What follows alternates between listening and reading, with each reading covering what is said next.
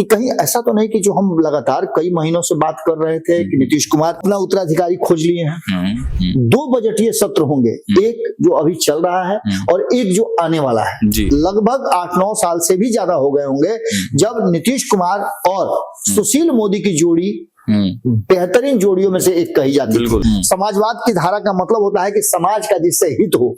अगर समाजवादी धारा को लेकर के और समाजवादी विचारधारा पर समाज का अहित होता हो तो उस विचारधारा में थोड़ा सा ट्विस्ट करने, परिवर्तन करने की जरूरत है या फिर से उसको समीक्षा करने की जरूरत है। जब समतावादी का निर्माण हुआ था तो उन्हीं के आवास पर हुआ था, और वो कमरा कौन था? तो जिस कमरे में सम्राट चौधरी रहा करते थे, पढ़ा करते थे, उसी कमरे में हुआ था। नोरमा ग्रुप, जो सोचता है वो करता है, आपके अपने सपनों का आशियाना। नमस्कार, मैं हूं सागर कुमार, भारत लाइव देख रहे हैं आप। देखिए, जैसे जैसे खरवास बीतते जा रहा है और दही चूड़ा नजदीक आते जा रहा है, मकर संक्रांति की तैयारी जोरों पर है बिहार में, क्योंकि काफी माहौल बनता है मकर संक्रांति में। और बिहार में मकर संक्रांति तो में सियासत भी खूब होती है। जब जब मकर संक्रांति का भोज दिया जाता है तो उसमें पूरे तरह से सियासत का रंग चढ़ा हुआ होता है। और इस बार की तो मकर संक्रांति काफी खास होने वाली है। हालांकि इससे पहले ही तमाम अटकलें मुख्यमंत्री नीतीश कुमार को लेकर चल रही थी। उन तमाम अटकलों पर नीतीश कुमार ने बयान देकर सीधे सीधे यह स्पष्ट तो जरूर कर दिया है कि खेला नहीं होगा, लेकिन इसके बावजूद भी कई मीडिया रिपोर्ट्स के हवाले से और पॉलिटिकल गलियारों में जो चर्चाएं हैं कि दही का टीका नीतीश कुमार किससे लगवाते हैं, ये अभी भी एक बड़ा सस्पेंस बना हुआ है। इसके बाद एक चर्चा खूब जोरों पर है। नीतीश कुमार अचानक राज्यपाल से मिलने पहुंच जाते हैं और माना जाता है कि खरवास के बाद अगर सरकार बची रह जाती है और जो खेल अमित शाह ने महाराष्ट्र वाला किया है और चंद्रबाबू नायडू को कॉन्फिडेंस में लिया है, उससे नीतीश कुमार भी अछूते नहीं है। अब नीतीश कुमार भी कहीं इधर उधर जाने के फिराक में नहीं है और सरकार अगर बची की बची रह जाती है तो फिर बिहार में एक बड़ा मंत्रिमंडल विस्तार भी देखने को मिला था। कल ही हमारे संपादक ने भी आपको कई खबरें करके बताई हैं कि कौन कौन चेहरे हो सकते हैं, कौन कौन लोगों का टिकट कट सकता है। लेकिन अब एक नई बात जो है, एक नई चर्चा चलने लगी है कि पूरे मंत्रिमंडल के विस्तार में और सरकार जो बजट पैच, पूरे मंत्रिमंडल के विस्तार में और सरकार जो भी नई रणनीति बना रही है उसमें नीतीश कुमार अब सम्राट चौधरी को फुल पावर देने जा रहे हैं। जी हाँ, भले ही भाजपा के साथ उनके जो रिश्ते रहे हैं पिछले कुछ दिनों में देखा गया है, उतार चढ़ाव हुए हैं और हमेशा ये याद दिलाया गया है कि बिहार में बात होगी तो नीतीश कुमार की ही बात होगी, मुख्यमंत्री के चेहरे की बात होगी तो नाम केवल नीतीश कुमार का ही रहेगा। अब इन सभी के बीच सम्राट चौधरी जो भारतीय जनता पार्टी के कोटे से डिप्टी सीएम तो हैं, लेकिन नीतीश कुमार अब फुल कॉन्फिडेंस पूरी तरह से उनको देने जा रहे हैं, एक बड़ी ताकत सम्राट चौधरी को देने जा रहे हैं। और आज बाबा आपको इस इंपॉर्टेंट खबर में विस्तार पूर्वक बताएंगे कि आखिर सम्राट चौधरी को फुल पावर देने का मतलब क्या है। इस पूरे जो लिस्ट बनने वाली है उस लिस्ट में कौन इन और कौन आउट, सीधे बाबा के पास चलते हैं। बाबा, जो लिस्ट फाइनल हो रही है, सम्राट चौधरी के बारे में बातें हो रही हैं कि नीतीश कुमार अचानक अपना मूड बदल दिए हैं। महाराष्ट्र वाला जो गेम प्लान अमित शाह ने किया उसके बाद नीतीश कुमार का हृदय परिवर्तन हो गया है और अब नीतीश कुमार सम्राट चौधरी को फुल छूट दे चुके हैं। अब इस लिस्ट भी एक तरह से फाइनल हो रही है। खरवास के बाद कौन इन और कौन आउट? देखिए सागर, सबसे पहली बात तो यह है कि 1 साल पहले ये सरकार बनी है। दोबारा जब नीतीश कुमार आए हैं तो 6 जनवरी का महीना है, अचानक से अनंत फानन नीतीश कुमार आए और विधान सभा के विधानमंडल के सत्र की घोषणा हो चुकी थी। लेकिन उसके ठीक पहले जिस तरह से सत्ता परिवर्तन हुआ और अचानक से सब लोगों को विभाग बांटे गए, आपको याद होगा कि उसके लिए भी काफी समय लिया गया था। नीतीश कुमार ये फैसला करने में सहज नहीं थे कि किसको मंत्रिमंडल में रखा जाए, किसको नहीं दिया जाए, क्योंकि बहुत सारी बातों को नीतीश कुमार जिस कारण से बाहर गए थे उसके बाद उनको ये भी दर्शाना था कि जो कारण था वो आज भी यथा स्थिति है। ये सभी चीजें नीतीश कुमार की रणनीति का हिस्सा थी। अभी जो वर्तमान परिस्थिति बनी है उसमें कल की एक खबर हम चाहेंगे कि भारत लाइव के दर्शक भी जाकर के देखें। कल नमन जी ने जो एक इंटरव्यू किया है प्रशांत के साथ, वो आज ही आज वो ऑन एयर हुआ है दोपहर में। पंचनामा पर जाकर के आप देख सकते हैं। अचानक से बिहार की राजनीति में एक नया ट्विस्ट आ गया है और इस ट्विस्ट के बाद ऐसा लग रहा है कि कहीं ऐसा तो नहीं कि जो हम लगातार कई महीनों से बात कर रहे थे कि नीतीश कुमार अपना उत्तराधिकारी खोज लिए हैं, नीतीश कुमार अपने उत्तराधिकारी को बैठाएंगे और उसके साथ साथ भारतीय जनता पार्टी अगर उनकी बात मान लेती है तो भारतीय जनता पार्टी को पूरा जो स्ट्रक्चर है वो उनके हाथ में दे करके और बिहार को आगे कैसे बढ़ाया जाए इसके लिए वो अपना एक प्रतिनिधि बैठा करके और उसको मॉनिटर करवाएंगे और खुद ऊपर से मॉनिटर तो करते ही रहेंगे। अब ये जो वर्तमान परिस्थिति बनी है उसमें 2025 में चुनाव भी होने हैं। इसको मद्देनजर रखते हुए आप समझिएगा कि 2024 में जब लोकसभा के चुनाव होने थे उससे पहले अचानक से आप देखिएगा कि सम्राट चौधरी को जो वित्त विभाग दिया गया था, वित्त मंत्री बनाया गया था। उस वित्त मंत्री बनाने के बाद हम लोगों ने जब वो पहली बार अपना बजट पेश किए थे तो उनके इंटरव्यू साक्षात्कार में हम लोग पहुंचे थे, चूंकि विधानसभा का सत्र चल रहा था और इसी बीच में ये बजट भी आया था, तो उनसे हम लोगों ने बहुत सारे सवाल पूछे थे। उन सवालों का जवाब जो उन्होंने दिया था, उस सवालों के जवाब में ये बात साफ नजर आ रही थी कि उसमें कहीं ना कहीं 2024 के लोकसभा चुनाव को मद्देनजर उस बजट को पास किया गया था। अब आपने एक खबर किया है आज ही जिसमें आपने बताया था कि लंबी छुट्टी के बाद जब लौट करके आए अशोक चौधरी तो उन्होंने भी अपने विभाग को लेकर के एक बड़ा जो है वादा किया है बिहार की जनता से और एक बड़ा हेतु दे दिया है कि चुनाव से पहले उनका विभाग क्या क्या करने वाला है और वो काम वो पूरा करेंगे। 2 बजटीय सत्र होंगे, एक जो अभी चल रहा है और एक जो आने वाला है। इन सारी चीजों को लेकर के आप एक बात समझ सकते हैं कि नीतीश कुमार का जो विजन है वो स्ट्रेट फॉरवर्ड है। खुद नीतीश कुमार इतनी ठंड के बावजूद लोगों से मिल रहे हैं, कई योजनाओं का शिलान्यास और उद्घाटन कर रहे हैं और कहीं ना कहीं इस चुनावी वर्ष में सम्राट चौधरी जो कि बिहार के वित्त मंत्री हैं, आप सिंपल सी बात समझ सकते हैं कि 8-9 साल तक, लगभग 8-9 साल से भी ज्यादा हो गए होंगे जब नीतीश कुमार और सुशील मोदी की जोड़ी बेहतरीन जोड़ियों में से एक कही जाती है। बिल्कुल। तब भी सुशील मोदी इस बिहार के वित्त मंत्री हुआ करते थे और उनके मार्गदर्शन में, उनके देख रेख में जो बजट बनता था वो काफी संतुलित था। इस बार ये बातें कही जा रही है कि इस बार का बजट जो बनेगा उस बजट में बहुत सारी चीजों को ध्यान में रखा जाएगा। 3 लाख करोड़ से ज्यादा का बजट होगा क्योंकि पिछला बजट जो है 2,78,000 करोड़ का रहा है, 2.78 लाख करोड़ का रहा है। तो ऐसी स्थिति में आप समझ सकते हैं कि ये विजन कहाँ होगा और इस पर पूरा फोकस क्या होगा सरकार का। सम्राट चौधरी के आप देखे होंगे इस बीच में 2-3 तस्वीरें अगर मैं दिखाऊं तो और स्थिति स्पष्ट होगी। पहली बात यह कि आज भी आप जब भी सुनते होइएगा बिहार की सरकार में जो मुखिया कौन है, क्या तय हुआ था, किस तरह से राजनीतिक जो करार हुए थे वो हुए थे, उसको लेकर के त्रिवेणी संगम का नाम आप अक्सर सुनते होइएगा। जो भी पुराने नेता हैं वो त्रिवेणी संगम की बात करते हैं। उस त्रिवेणी संगम में कुशवाहा समाज जो है अभी तक मेन स्ट्रीम में रहते हुए मुख्य कुर्सी पर नहीं आया है। बिल्कुल। अब जो चर्चा चल रही है, आपने देखा होगा कई स्तर पे इसकी तैयारी शुरू हो चुकी है। अब इन सभी बातों को लेकर के चाहे जो भी जहां तैयारी कर रहा हो कुशवाहा समाज का, चाहे वो नागमणि कुशवाहा की बात कर लें या फिर उपेंद्र कुशवाहा की बात कर लें, सम्राट चौधरी की बात कर लें, ये सभी लोग जिस तरह की तैयारी कर रहे हैं वो तैयारी एक जगह होता हुआ नजर आ रहा है। कारण कि इस बार के चुनाव में ये दबाव कुशवाहा समाज का जरूर बनेगा। अब ये दोनों ही तरफ से बनेगा। आपने 2024 में देखा होगा कि इसी मुद्दे को कुशवाहा समाज को ही मेन स्ट्रीम में ला करके और अपने वोट बैंक में जोड़ करके तेजस्वी यादव ने एक बड़ा ट्विस्ट किया था, जिसमें आज भी उनके सांसद 4 हैं लेकिन एक कुशवाहा है। तो ये नीतीश कुमार के लिए बड़ी झटका था। ऐसी स्थिति में सम्राट चौधरी को आगे बढ़ाने का जो दायित्व था वो नीतीश कुमार पर बहुत पुराना था और नीतीश कुमार बहुत पुराने मित्र भी हैं उनके पिताजी के, जैसा कि उनके जन्मदिन के दिन हम लोगों ने भी देखा, हम भी मिले थे, वो भी मिले। मिलने के बाद जो माहौल बदला है और अचानक से जो सम्राट चौधरी के साथ नीतीश कुमार का सामंजस्य आप देखे होंगे कि हर वो कार्यक्रम में हर इंपॉर्टेंट जगह पर सम्राट चौधरी उनके साथ होते हैं, यानी ट्रस्ट उन पर नीतीश कुमार ने करना शुरू कर दिया है। इसके साथ साथ दूसरी बात जो हम बताने जा रहे थे कि पंचनामा की बात बता रहे थे कि नीतीश कुमार के पुत्र निशांत को भी अब मुख्य राजनीतिक धारा में लाने की तैयारी शुरू हो चुकी है। उनके मित्र हैं प्रशांत, जिन्होंने कल पुरजोर बातचीत हमारे संपादक से की, जिस खबर को आज हमने देखा भी है कि उन्होंने बहुत ही दावेदारी के साथ कहा है कि चाहे जो भी हो, समाजवाद की धारा का मतलब होता है कि समाज का जिससे हित हो।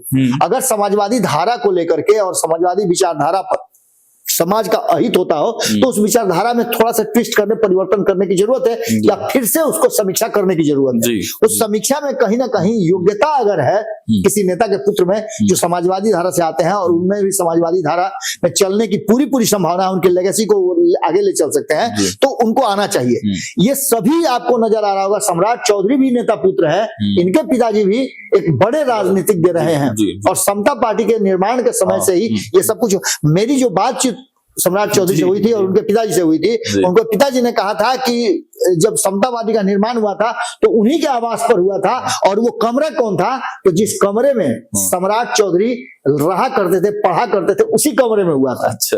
तो इस बात से आप समझ सकते हैं कि समाजवादी विचारधारा को परिवारवादी की तरफ मोड़ने की बात नहीं है। समाजवादी विचारधारा का मतलब यह है कि समाजवाद से, इस धारा से समाज को अधिक से अधिक लाभ हो सके, जिसकी विवेचना भी कल बहुत बारीकी से किया गया था और हमने उस पूरी खबर को माइनॉरिटी वॉच किया है। तो एक बात तो मुझे साफ साफ नजर आई है कि आने वाले समय में जो नई पीढ़ी है उसको राजनीतिक रूप से सक्रिय भूमिका निभा करके और बदले हुए परिवेश में जो नई टेक्नोलॉजी, उस टेक्नोलॉजी के साथ समाज को कुछ विशेष देने की बात।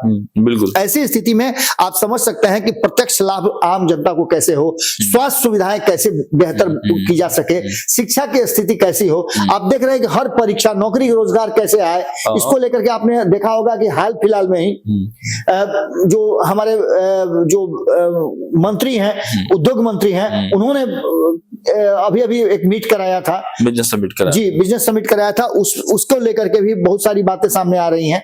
यानी कि नीतीश मिश्रा के द्वारा किया गया जो वादा था, उस वादा को पूरा करने के लिए भी एक आर्थिक पैकेज की जरूरत है, एक ब्रॉड माइंड और एक नई रणनीति की जरूरत है, सिंगल विंडो की जरूरत है। ये सभी चीजें जो मेरी बातचीत हुई थी सम्राट चौधरी से, उनके पिताजी के जन्मदिन के दिन करीब आधे घंटे वो मेरे साथ बैठे थे, तो बहुत सारी बातों पर चर्चा हमारी हुई थी। उस चर्चा के दौरान ये सारी चीजें उसमें समाहित थी और मुझे उसी दिन लगा था कि ये कुछ अलग से करेंगे। और निश्चित रूप से जो बजट का जो स्ट्रक्चर बन रहा है, उस स्ट्रक्चर की जो हल्की सी झलक हमें मिली है या जो हम अलग लोगों से बातचीत कर रहे हैं, उसके आधार पर कि ये पूरा का पूरा जो है, निश्चित रूप से जब चुनावी साल है तो चुनाव को मद्देनजर रखते हुए ही बजट बनाया जाएगा। लेकिन नीतीश कुमार जिस तरह से आगे बढ़ रहे हैं उस तरह से साफ साफ लग रहा है कि इस बजट में एसटी जो शेड्यूल ट्राइब है उसके लिए विशेष कुछ है। क्योंकि नीतीश कुमार आप देखिएगा कि उसी एरिया से घूमते हुए पहुंच रहे हैं। उसके बाद शेड्यूल कास्ट की बात करें तो इसको बूस्टअप करने के लिए अभी अभी आप देखिएगा कि आईपी गुप्ता की बात कर लीजिए, वो भी एक बड़ा आंदोलन कर रहे हैं। कल भी उनकी एक बड़ी रैली होने वाली है और नीतीश कुमार पर नैतिक दबाव पड़ रहा है। तो हो सकता है कि इस बजट में और आईपी गुप्ता को बुला करके सरकार भी बात करे, ये भी एक संभावना बन रही है। क्योंकि कोई भी चुनावी साल में 1 करोड़ वोटों का नुकसान तो नहीं करेगा। और एक छोटी सी बात थी कि नीतीश कुमार ने ही फैसला किया था, नीतीश कुमार को फिर से फैसला लेने की जरूरत है। तो एक मामला यहां भी नजर आता है कि शेड्यूल कास्ट को लेकर के भी बहुत सारी बातें होगी। अल्पसंख्यक समाज को लेकर के आपने देखा होगा कि नीतीश कुमार का पसमंदा हो या मेन स्ट्रीम मुसलमान हो, उनके लिए, अल्पसंख्यक समाज के लिए नीतीश कुमार ने योजनाएं बनाई हैं। हमने बताया भी था कि महिलाओं से लेकर के पुरुषों तक, युवा से लेकर के बुजुर्ग तक सबकी योजनाएं उन्होंने बनाई है। एक अलग से बनाया गया है जो कि भारतीय जनता पार्टी ने भी उस पर किसी भी तरह का कोई अड़ंगा नहीं लगाया है। जबकि आप देखे होंगे भारतीय जनता पार्टी को कहा जाता है कि नहीं, वो मुस्लिमों का हित नहीं चाहती है। लेकिन भारतीय जनता पार्टी पिछले 10 सालों में अपना विचार बदली है और नीतीश कुमार ने पिछले 20 साल में जिस तरह से भारतीय जनता पार्टी को बिहार में अपने पीछे चला करके और सारी योजनाओं का आप देखिएगा, कोई भी कब्रगाह जो है, कब्रिस्तान जो है, वो आप देखिएगा कि बिना घेराबंदी के नहीं है।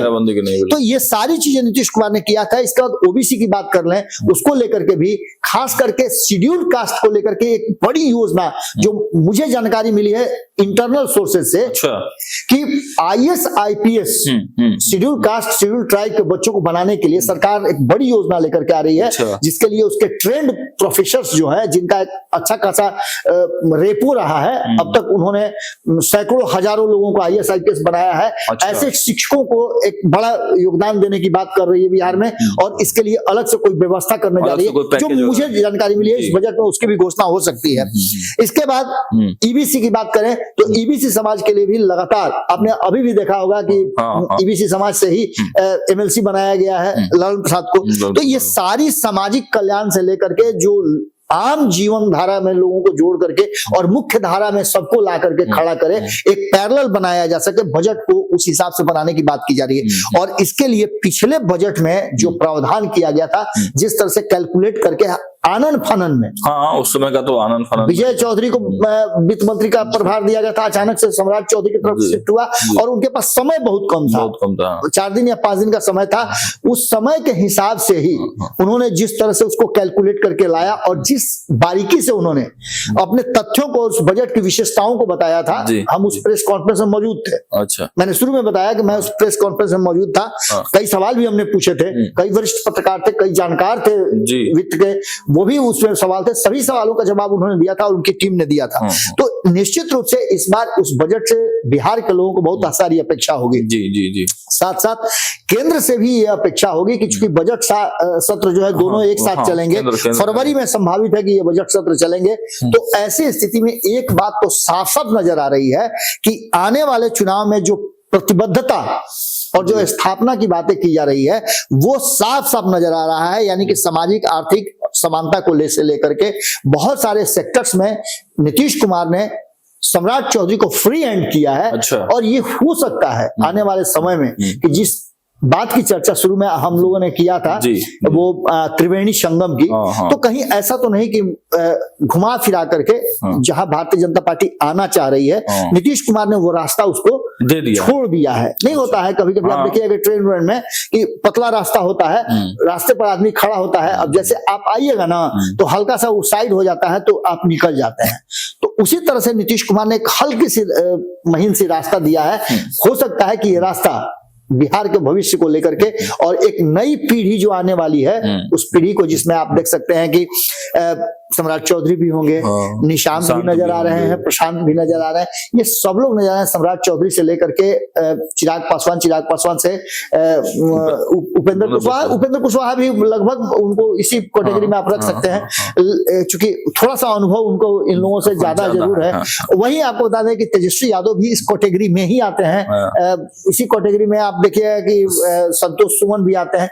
यानी कि एक युवा पीढ़ी जो है आने वाले 2047 में जब हम 100वीं वर्षगांठ मनाएंगे बिहार देश की आजादी की, तो वैसी स्थिति में एक हमारे पास मजबूत आधार वाली और एक नई पीढ़ी होगी जो आगे की सोच रखने वाली होगी। और 1947 के बाद जो 2047 में ये देश प्रवेश करेगा, तो उसके लिए अभी से विजन शुरू हो चुका है, विकास का विजन शुरू हो चुका है। तो चलिए, देखा आपने इस इंपॉर्टेंट खबर में बाबा ने आपको काफी बारीकी से बताया कि देखिए सम्राट चौधरी जो डिप्टी सीएम है और साथ साथ वित्त मंत्री भी हैं, उनको नीतीश कुमार ने फुल जो है हैंड दे दिया है पूरी तरह से। अब वित्त मंत्री का ही पूरी तरह से ये काम है कि बजट में किन किन चीजों को प्राथमिकता दी जाए और बिहार को के विकसित मॉडल को एक बड़ी जो है विकास के मॉडल को प्रस्तुत करते हुए जो चुनावी वर्ष है उसमें भी इस तरह का बजट दिया जाए जिसमें जनता पूरी तरह से संतुष्ट और साथ साथ बिहार का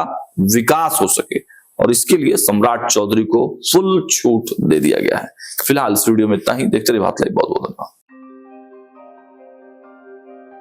आपके सपनों को हमने सजाया है, ई होम्स पैनोरामा को हमने बनाया है। ई होम्स मेरा एक सपना था जिसपे मैं पिछले 4 साल से काम कर रहा था। हमने जो बनाया है वो सबने है माना। ई होम्स पैनोरामा में हो आपका भी आशियाना। और फाइनली हमने 2021 में इस प्रोजेक्ट को लॉन्च किया। बहुत लोग अप्रिशिएट कर रहे हैं कि पूर्णिया जैसे शहर में बिहार के, एक तो बिहार की बात करें उसमें भी पूर्णिया जैसे छोटे जगह में इस तरह का लाइफस्टाइल देना, ये सुन के हम लोगों को बहुत अच्छा लगता है। ई होम्स में हमने कुछ और भी किया है, जैसे हम जिस जगह में रह रहे हैं हमारे फैमिली सिक्योर हो, उनको सिक्योरिटी का ध्यान में रखा है। आपकी सुविधा और सुरक्षा आपके लिए खास है, ये आपका विश्वास है। इसमें आर्टिफिशियल इंटेलिजेंस का 7 लेयर सिक्योरिटी का हमने इस्तेमाल किया है। लस ग्रीन कैंपस को बनाया है, यदि हमारा बाउंड्री वाल है तो वो वर्टिकल गार्डन है। ये जितनी भी फैसिलिटी होता है एक इंटरनेशनल टाउनशिप में ई होम्स है, ये हम लोग विश्वास नहीं कर पा रहे हैं। जो भी हमारे मित्र दोस्त या जो भी हमारे बाहर के बाहर आते हैं तो हम लोगों को बहुत अच्छा सुनने को मिलता है और बहुत अच्छा क्रेडिट मिल रहा है। वो सारा हमने सिर्फ एक बिल्डिंग नहीं बनाया, हमने एक बहुत अच्छा लाइफस्टाइल दिया ई होम्स में, और मेरा एक सपना था जिसको मैं आज फुलफिल होते हुए देख पा रहा हूँ। ये आपका आवास है। ई होम्स पैनोरामा में अब आपका निवास है। E Homes Panorama, luxurious lifestyle redefined. Panorama group, जो सोचता है वो करता है। अगर ये वीडियो पसंद आई और वह बिहार के राजनीति और बिहारियत से सरोकार रखेनी तो सब्सक्राइब बटन दबा के चैनल के सब्सक्राइब कर ली। ओजे एगो घंटी बा, ओकरा बटन दबा देला से कुल सटीक और मारक खबर रुआ मुफ्त में मिल जाई। अगर रुआ पत्रकारिता के हमनी के नया प्रयोग में सहयोग कर चाहतानी तो ज्वाइन बटन दबा दी। पेटीएम नंबर नोट कर ली 9386